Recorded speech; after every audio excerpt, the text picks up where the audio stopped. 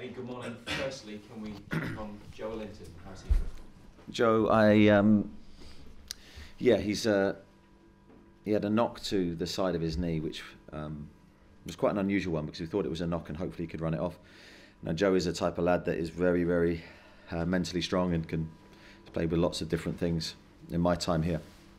So when he said he had to come off at half-time, we knew that potentially there was an issue there. Hopefully it's not serious, but at this moment in time it's still slightly unclear. Have you picked up any other injuries from the other night? Nothing that's unusual from a game. Sometimes injuries take time to come to the fore. So 2 days after the game now, we'll see the lads again today. Hopefully there's nothing too serious.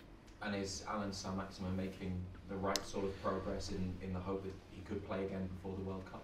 We hope so. I think I haven't seen too much of Alan actually, Maxi, the last few days because we've been preparing for games. But I think he's making good progress. He's very focused on his recovery. He's working very hard with the physios here to get his injury right. The club have just announced this morning that you'll return to Saudi Arabia during the break for the World Cup. What's the thinking behind going back there, and what will you do? Well, a few things. I think first and foremost, when you look back to last year, our decision to go there and the benefit it had for the team, and the results on our return were really good. So I think there's a lot of positive connotations from that. Just going back to our trip last year, the weather was very good. The facilities were first class. We were able to spend some quality time together to bond the group and really focus our energies on our battle to stay in the division.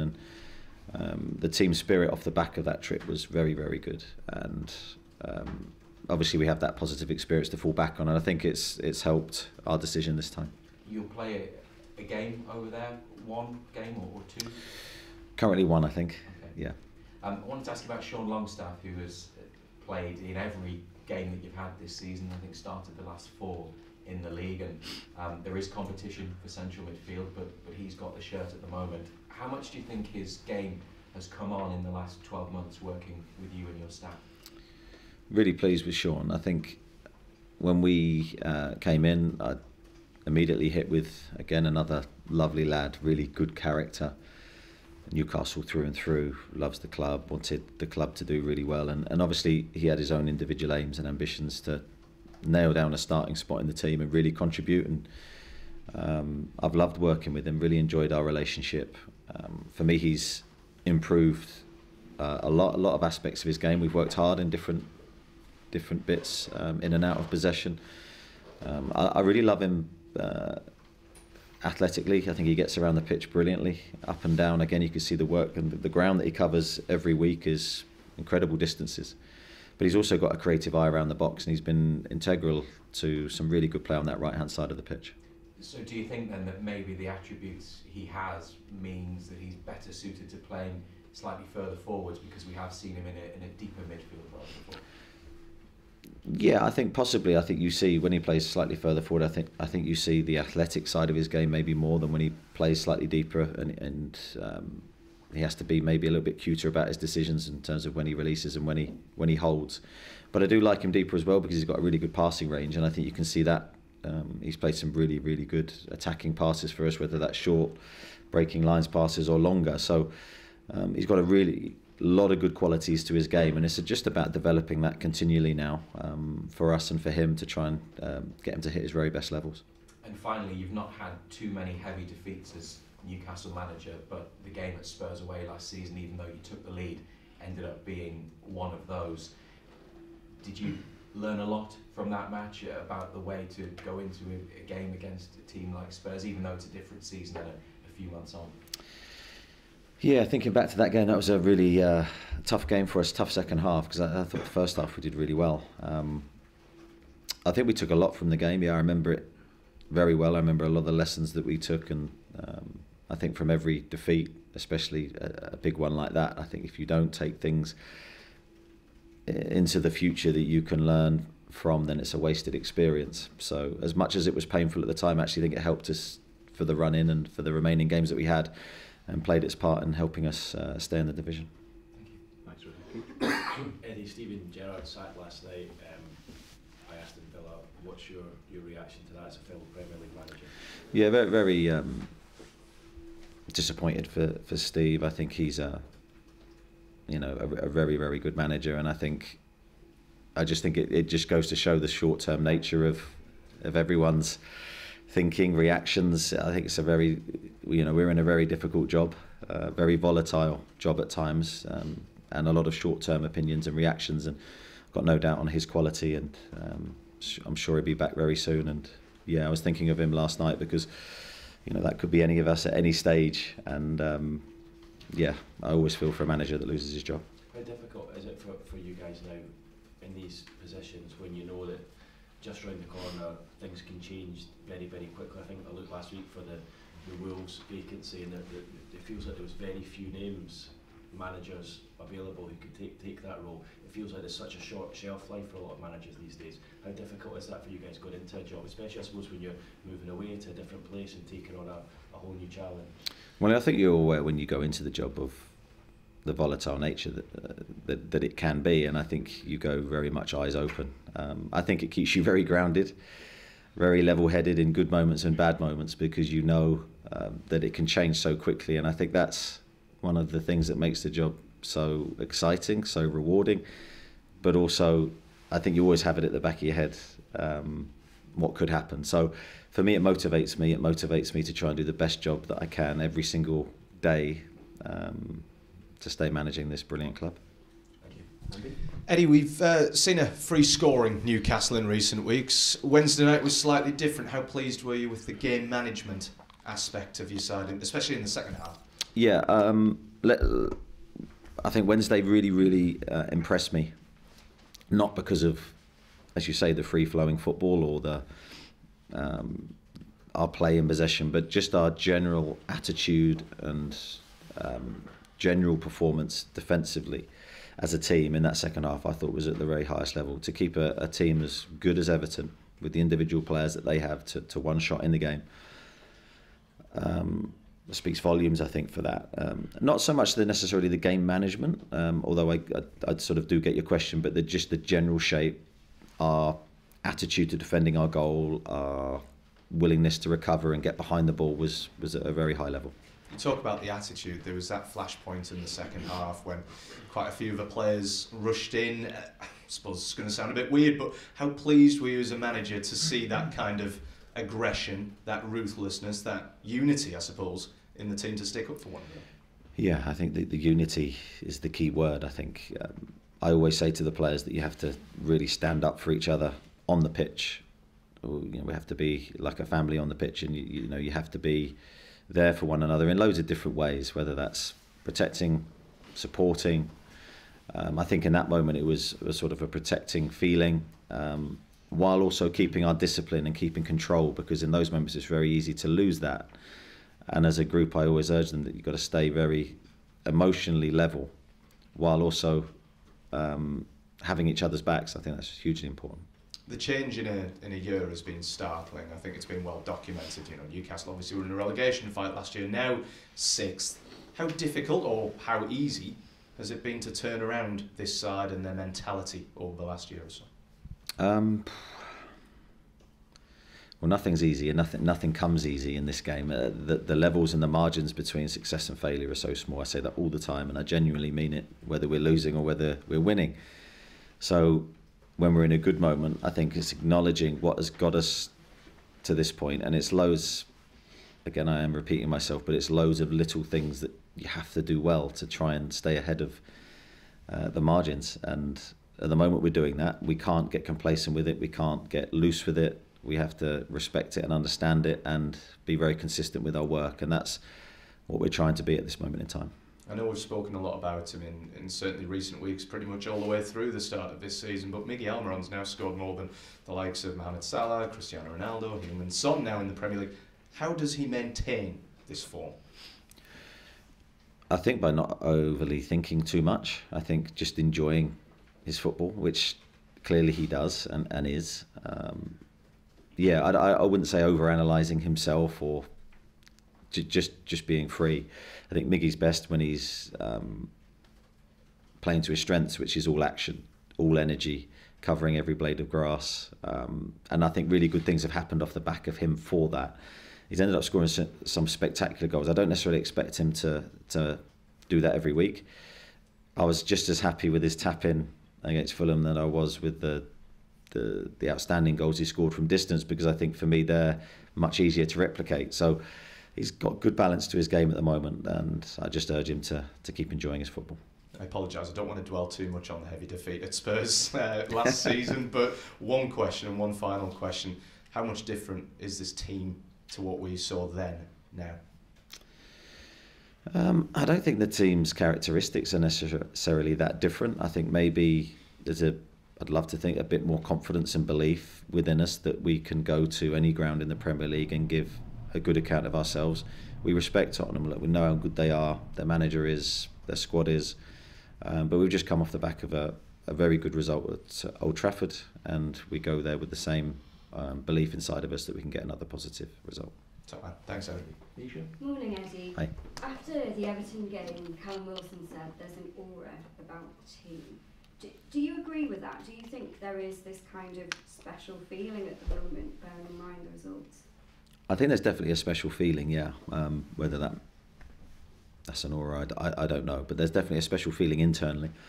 And I sort of get a very close-up view of that every day. And that's really made up by the group, the individuals within the team, their outlook. So today, we'll train as normal. The guys that haven't played will take a bigger focus because they will be physically able to do more. And I've got to compliment their mentality, because it's very easy for the guys that are playing to be happy and united, but the guys behind them at the moment trying to fight to get in the team have displayed a really, really good support for the team.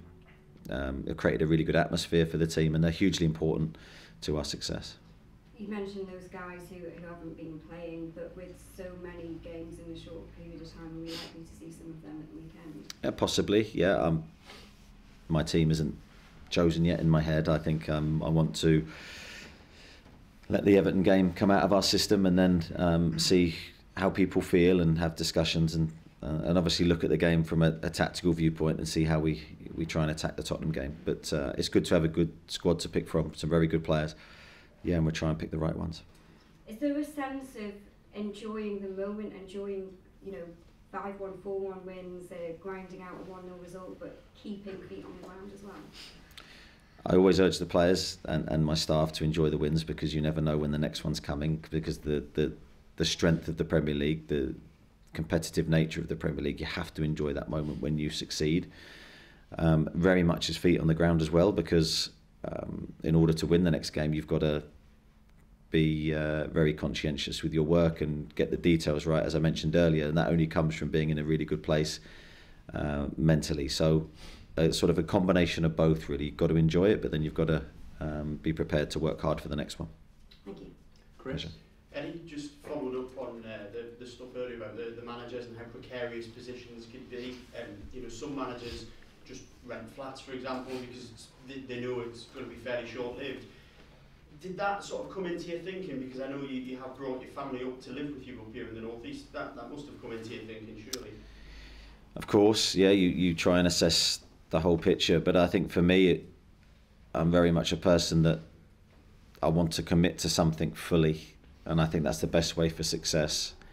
So that's why I've decided to do what I've done with my family and bring everyone up and make that commitment. I will go all in and give everything I can for success, and I think this is the best way for me off the pitch to be sane and to try and deliver my best for my players. I've got to be happy and content in my life. So look, if it doesn't work, it doesn't work. But I will have the feeling that I've given everything my best effort, and I think that's the only thing that I can do. I suppose when you have that mindset, that kind of helps in a way deliver the best. Yeah, as I said, I think for me to be my best, I have to be happy. It's sort of in my core, and I'm only going to be happy if I've got the people I love around me. So that comes into my thinking in terms of the decisions that I've made with my family and my personal life. I'm really enjoying where we are at the moment and where the team is and where I am. I'm very happy. But I know that doesn't guarantee results and success long term. So, but yeah, what will be will be. just injuries aside, the mood amongst the players, I suppose it couldn't be any better going into the game against Tottenham, could it? I think things can always be better. Look, I'm always of that mindset that there's always things to improve. There's always, there's always things that we need to do to make the team better, to make the players better. But yeah, we're in a good place mentally at the moment. We're going to the game with confidence, but also recognising how tough a challenge we have ahead of us. Thank you. Thanks, broadcasters. We'll have a section for Sundays shortly. Start with Damien. Eddie, just going back to the Saudi trip, you mentioned the positives there. For those people who would question the club's ownership, there might be some negatives. What would you say to them? Well, we've made a football decision. We've made a football decision to try and, we've looked at the World Cup break. What's the best thing for the team? The best thing for the team, I believe, is to take the team away, like you would in pre-season, away from distractions, a chance to really train the group, enhance the team spirit, as I mentioned earlier, with hopefully some good weather. So that's what we've done. We've made it from a purely footballing backdrop. And just when you talk about managers and longevity, you would be something of an oddity in the modern day game in what you did at Bournemouth, the length of time you stayed there. Do you think that's becoming increasingly unlikely that managers will be able to do that as the game goes on? It's looking that way, that the modern trend is that managers get less time, less time, not more. Look, there might come a time where that changes around again, but at the moment I think with the pressures that it's not just managers are under, owners are under, clubs are under. The media now is probably a bigger beast than it's ever been, and I think that does contribute. So it's a shame when you're sitting in my chair as the manager that is the case, but as I say, whenever you go into a job, you go in knowing the pitfalls, and you know that you need consistent results, and if you don't get them, then obviously it becomes difficult for you. Jordan? Your team's unbeaten in 6. You've been without some key players at that point, like Sir Alan St. Max and Isaac as well. What's to say about your team that you've coped with key players like that? Obviously, as I say, 6 games unbeaten. Yeah, I think it says a lot about the squad as a whole, really, because as I said earlier, it's not just 11 players; it's about the whole group. We've had players come in off the back of those injuries and been given an opportunity in the team, and I think they've really taken it and grasped it. That then makes us a stronger group when we do get everybody back fit. It must have made everyone feeling part of the team. So I think it's a very positive thing for us. If you can get results while picking up injuries, then all the better for everyone connected with the squad. But what I will say is I will recognise that we do need those players back, and we need to be at full strength because the competition is so high. And just for clarity as well, Paul Dummett and Javi Mankiwan being in the squad of late, are they injuries or is it just selection because you've got other options? Paul Dummett picked up a calf problem, so he's working his way back to fitness. Manquillo picked up a ankle injury, but he will train today. Okay, Lee Ryder? The Tottenham obviously got beat in midweek at Man United, but just looking at the mood around them at the moment, it seemed very down in the dumps, especially the manager.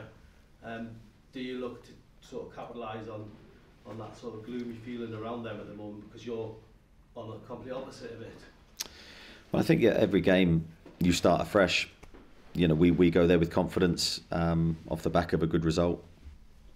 But knowing Antonio, knowing his team, especially at home, I think they're very strong. So there'll be no part of us that thinks it's anything other than a very, very difficult game against a top team and a top manager. So I've come up against Antonio many times. I've got a lot of respect for him. I really like him personally.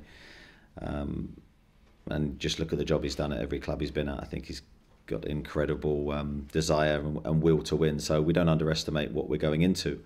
All we can do is give our best. Just looking at the stadium as well, would you agree it's probably the best stadium in the country at the moment? I don't think I could ever say that. in terms of the facility, the atmosphere. Yeah, it's a world-class facility. It's a great place to play football. But I love our stadium. We've got the best atmosphere, don't worry about that. There you go. Simon? Yeah, hi. On this Saudi trip, you've experienced the facilities and say they're brilliant, the weather's great. They're bidding for the World Cup in 2030, they want to take the World Cup there. Would you back that bid? Is it good enough is it suitable to play out there in the winter? Questions I don't know the answer to, I'm afraid. I didn't know that they were bidding for that, for the World Cup. So, not a question that I can really answer. Yeah, and when you're out there, will you do any promotional stuff for the country or the government? And obviously, you all kept your heads down and made it purely training break last time. Will there be anything surrounding that? Because you are going to the capital, Riyadh, this time for the game. I've got no idea on any of that, to be honest. Anyone else? Yeah, Kieran? Hi Eddie, obviously after the game the other night, the defence and the goalie were celebrating another clean sheet. Maybe in the game against Spurs, obviously conceding 5, very, very different feeling. What have you made of that kind of turnaround and how solid you guys become, and how important are clean sheets to this? Well, I think clean sheets, speaking as a defender, I lived, breathed everything for a clean sheet. That was sort of my mindset as a player going into a game. That was sort of my job in the team. Can I be part of a team or part of that unit that keeps the ball out the net? I do believe our defenders and team as a whole have the same mindset, and I think it's really important. It's not just the back four and goalkeeper that feel that, the team feel that. I think we do at the moment. I think we've got a very healthy attitude to defending. But as I always say with these things, it's never finished, it's never final. If we have another game round the corner, you have to earn that right all over again. I mean, you start from a place, I believe, you start from zero, regardless of what you did in your last game and what you've done to any point during the season. So I think that's a really healthy thing to do. You reset, and you're up against Harry Kane and the strength of the Tottenham team. So this is going to be a really, really good test of our defensive structure, a really good test of our mentality. One of the toughest assignments I think we'll have this season. After Spurs defeated the other night, Antonio Conte said they struggle against high-level opponents. Is this a chance for you to show you can be in that sort of category as a high-level opponent? Well, we want to be a high-level opponent. We want to give them a really tough game. I think we're capable of doing it if we're at our absolute best. The hard thing for us is it's our third game in a short period of time, as it is for Tottenham. And we need to make sure that we're we're our very best levels physically, mentally, to have a chance of winning this game. Martin? One of the comments from Dan Ashworth that was missed was he said the current spending is unsustainable. I'm assuming that you're aware of that, but do you think it's important the supporters know that there's not going to be £100 million going out the club every transfer window? Yeah, I do think that's unsustainable. Financial fair play, I know it's mentioned a lot, but that will guarantee that. So yes, we have to be mindful of that fact, and that's where we need to improve, as I've said many times, all aspects of the football club to make sure we don't have to go to the transfer market and spend that money. So can we produce more of our own players? Can we improve everything that we deliver so we're not so reliant on huge transfer fees? Because it's going to be very difficult for the future for all clubs, I think, to spend that kind of money on a consistent basis. But do you think the fans are aware of that now, that level will be replicated every time the window opens? Well, I think I'd love to think so. They have a level of understanding, I'm sure they do, that it's a difficult one for me to comment on. Obviously Dan's made that comment, and obviously I take my information from them. So we go into the next window knowing that it's going to be very different from the last one. No two windows are the same. We know we're going to have to control that spending for sure. And after the success of this season so far, do your aspirations start to change? Do you look at the top 6 or the top 4 and think, well, why not? I just look at the next game and think we need to try and win, and we need to give our best to do that, and then let the season take care of itself. Chris? More than any, with Jordan being a doubt, is John Joe Shelby ready to actually play? Because you said the other day it would probably be an emergency if you use him. Is he ready to be involved in something? Well, he's involved. Is he ready to start the game? Probably not at this moment in time. That's where he is. He's built, as I said before, he's building his training load. He's building his robustness. What we don't want to do is get to the right at the end of his time back and make a mistake, pushing him too early, and then he breaks down. So we wanted him involved with the squad for his leadership, for his experience, to help the guys in every way that he knows that he can while he's not actually on the pitch. But he's getting closer all the time, and he'll be training again with the group today. Is Joe Willock fully over his illness? Is he fit enough to start? He's not fully over it. He wasn't around the Everton game. He was still feeling slightly under the weather. I'd love to think with a few more days he'd be getting close to 100%. Luke? Just following on from Kieran's question, I don't know if you've seen it. Have you seen the picture of the defenders and the goalkeeper together? And that sort of probably epitomises what you want, doesn't it? That image of them celebrating as a unit. Yeah, I did see the picture actually, and I think it was a really nice moment capturing that feeling that I spoke about really when I was playing as a centre-back, that you wanted that feeling, that's what you were playing for. You're sharing that success with the people around you that you've competed with against a tough opponent, and you have that feeling of elation that you've done your job, and you've done your job very well. So it was a nice moment. I would recognise and also like to mention the guys around those players. They're just as important, and they've been brilliant in training. So the defensive group we have is very strong.